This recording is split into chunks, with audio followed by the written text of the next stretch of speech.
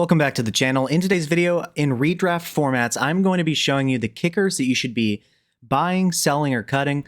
And now I understand typically we don't really trade for kickers. So, when I say buy, hold, or sell, it's really, try to pick up, hold them potentially, or just cut them entirely. Now, there are potentially a few kickers where if you could trade basically, a bench player that won't sit in your lineup for somebody that could give you some elite points in your lineup, there definitely could be some advantages to that, but just keep that in mind when I discuss these kickers.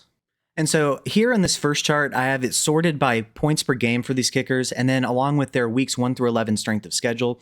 So, despite Fairbairn, for instance, leading in points per game at 11.9, just a little bit above Jake Moody, he had a negative 12.7% for his strength of schedule, which means it's very difficult for him. So that's pretty impressive. Now, Moody has changed teams a little bit. So this is his points per game, and with his current team's strength of schedule, not necessarily the Bears, for instance, in which he played for a brief stint in relief of Cairo Santos. So there's a little bit of nuance to this for sure. But then, we have Jason Myers, who's performed very well despite having a pretty negative strength of schedule, very, very disadvantageous.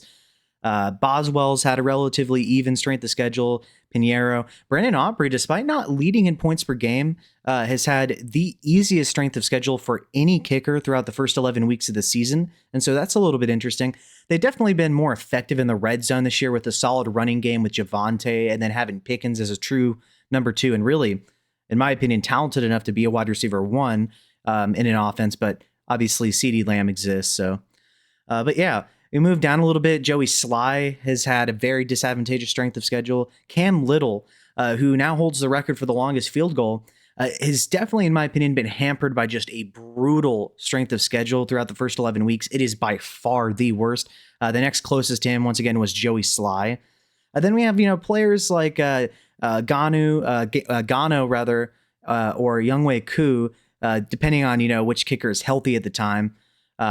Who's had an advantageous strength of schedule, but just hasn't really scored as many points. And then, eventually you get down to the offenses, like Fitzgerald, Schmidt, and Carlson that just aren't particularly great offenses. So even though some of them have had an advantageous strength of schedule, the offensive environment maybe isn't really lending itself to being afforded a lot of opportunities to score points. Now we're going to take a look at who has an advantageous or disadvantageous strength of schedule, specifically in weeks 15 through 17, or the actual fantasy playoffs. Well, by far and away, Jake Moody, who also coincidentally is second in total points per game this season, albeit in not the best complete sample size, has the significant advantage compared to everyone else in terms of kicker strength of schedule at a plus 27.8%. That is easily in its own tier at the top. Then I would also argue Borregales also has his own tier and a very easy strength of schedule. That's notable. Then kind of Prater and McPherson I would consider in their own tier, although they haven't had the highest points per game per se. But the actual matchups will definitely help them out there. Then we kind of have a big group, a tier in my opinion, of a groupie to say, give or take Daniel Carlson, who have an advantageous strength of schedule, but not nearly as advantageous as some of these other players. Then you kind of get to your, Cam Littles all the way through about, give or take, I'd say Harrison Butker, say there that it's slightly advantageous, but not something to where that in and of itself would make you want that particular kicker for the duration of the fantasy playoffs because of the strength of schedule in particular. Then kind of once you get down to the Reichard to Boswell tier, it's a little bit advantageous or a little bit disadvantageous, but not so much that I would particularly differentiate any one of those guys from each other just based off of that as a whole throughout the duration of the playoffs once again.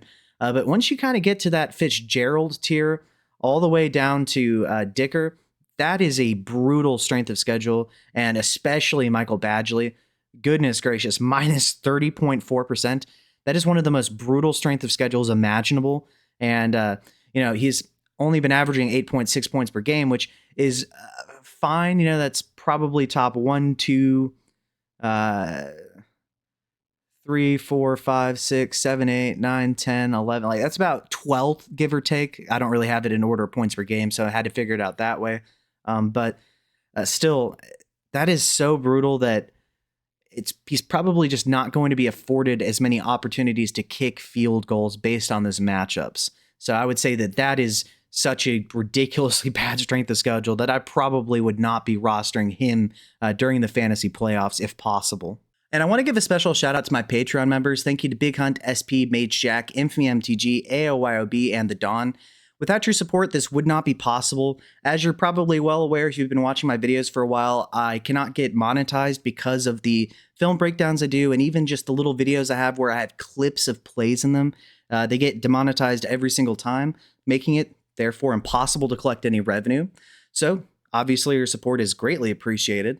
And if you are so inclined to become a member, the perks would be you will get access to a private Discord where we have both a real life and fantasy football chat, as well as a voice chat if you just don't want to have to type a bunch of stuff. I'll also give you detailed roster breakdowns and roster reviews where we talk about the strengths and weaknesses of your team. Then we kind of break it down further by looking into the scoring settings themselves and the starting lineup requirements to help you build the best team to help you dominate for years to come. In both Dynasty and then in Redraft, obviously, I'd help you with a good solid game plan, especially if you know where you're drafting from. Then also give you detailed trade advice based on your specific league settings to help you dominate. Also give you access to private live streams and the ability to not only see videos at least one day early, but also the ability to suggest videos that you would like to be created. So if you would like to support the channel, I would really appreciate it. If not, just please like and subscribe. Let's get back to the video. And now looking at all of these factors put together, I have the weeks 1 through 11 points per game, and that's how these kickers are sorted. So you kind of have your higher end guys at the top and kind of your potential streaming options are just guys you don't really want that much at the bottom. But then I also have their strength of schedule throughout the first 11 weeks, their strength of schedule in the playoffs, and then kind of a verdict on these players. Now, once again, when I say, serious buy, I'm not suggesting you trade Bijan Robinson for a kicker just because the kicker has good matchups, right? It's within the context of trying to get one kicker compared to another. Maybe, having a kicker upgrade as part of a trade where you have other assets that you're acquiring, that could be really smart. Because once again, as silly as it might seem, having a kicker with a good matchup and then playing against an opponent with, a worse kicker and a much poorer matchup, that could be a big swing in points for you. And every single point in your lineup absolutely matters. And once again, obviously, you have to win every week that you play in the playoffs to get to the chip and then win it, right? So at the top, I have Fairbairn. Despite throughout weeks 1 through 11 having one of the worst strength of schedules, about third worst in the league, he's leading in points per game, and it gets significantly easier at plus 6.2%. I think he's a serious buy. Jake Moody, now he's played for multiple teams, so it's a little bit iffy with that, but the strength of schedule throughout the playoffs is plus 27.8%. That's significantly the best in the entire league. So I think he is a serious buy, or if you could add him, that'd be great. I think that somebody like Jason Myers, who's going from a negative 8% down to a negative 16%, I would see if you could potentially swap him for one of these guys like Fairbairn or Moody, possibly. But just hold him, because a kicker that maybe has a decent matchup that's in a very low scoring, low output offense, it might not be a better option in a vacuum, right? Then moving down, I think Brendan Aubrey is a serious buy. Now, he hasn't been the kicker that he has been in previous seasons because the offense, once again, has just been so much better with Javonte leading the backfield. And then Pickens being the wide receiver 2 there. So they've been scoring more touchdowns as opposed to kind of stalling out and having to kick field goals. But he is, in my opinion, the most talented kicker once again. And he still has an advantageous strength of schedule. So I do think that he's a serious buy. One of the guys at the top end that I think is a potential cut candidate would be Cameron Dicker. Potentially, I guess he could be, a hold, a sell high if possible, if somebody would value him in a trade or something, right? But he goes from a negative 1.9% down to negative 19.10. That is a brutal strength of schedule, one of the worst for kickers throughout the duration of the fantasy playoffs.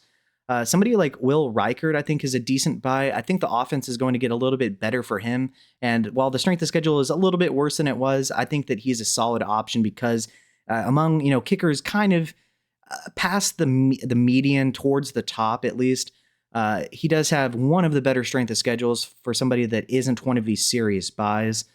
Um, and one other thing I want to mention before I get back to describing and talking about some of these kickers is it'll be important to think about weather conditions, whether they play in a dome. The weather could change. There's really no way to easily predict any of that from this far out. So that'll be also something that you want to consider with some of these kickers for sure. But getting back, I think, like Nick Folk going from plus 1.7% down to 15.1%, I think he's a cut candidate. I think Badgley is the easiest cut because, he's down here at 8.6 while having a plus 4.2% strength of schedule and then going down to negative 30.4. I think that Cam Little, who now holds the record for the longest field goal once again, is having gone from a negative 19.3% up to a 4.7%. I think he's a buy. I think the Jacksonville Jaguars offense has the potential with some of their receivers getting healthier, hopefully, please. Has the potential to score more points, and he could potentially get more field goals. His strength of schedule really has been brutal. But somebody like, Chad Ryland is having gone from a negative 12% down to a negative 15%. Not a particular difference maker either. I think he's a cut. Really, there are only 3 players lower than that I would consider anything but a cut because I don't think they would have any value in a trade in the sense of I don't think, they might not even be rostered depending on your league size, honestly. But 3 players that are kind of down there that I think have the chance due to an advantageous playoff schedule would be somebody like Matt Prater, who's going from a 3.2% up to a 13%. That's a good buy for cheap. Evan McPherson going from 4% up to 13%. And then the possibility that Joe Burrow comes back should improve the efficiency of the offense, lead to more scoring drives, even though Flacco's been fine. I just think Burrow's going to perform better, which I don't think is a crazy take. And then finally, Borregales going from plus 5.3% up to a 19.1%. That is the second easiest playoff strength of schedule that there is. So I think that, potentially you could get him for free as well. And I think that he would be a serious buy. But where do you agree? Where do you disagree? Let me know below in the comment section. And so, yeah, once again, just to kind of review, when I say buy, I don't mean, once again, send, your star running back for a kicker. Nobody would do that. I would not suggest that, obviously. But maybe, you could throw in these a kicker swap for somebody with a much better matchup if they're already owned. If you want to have one of these top options to help your points per game throughout the duration of the fantasy playoffs, a lot of these guys I think are just cut candidates entirely or might not even be rostered. But really, the points per game difference in the playoffs with a good kicker with a good strength of schedule versus a mediocre kicker with a poor strength of schedule could very well be the difference in any individual week for you in the playoffs, no matter how silly it might seem on the surface for a kicker to matter that much. But yeah, if you would be so kind, I would really appreciate your support. I'm doing this full time now on YouTube and other social media sites as well.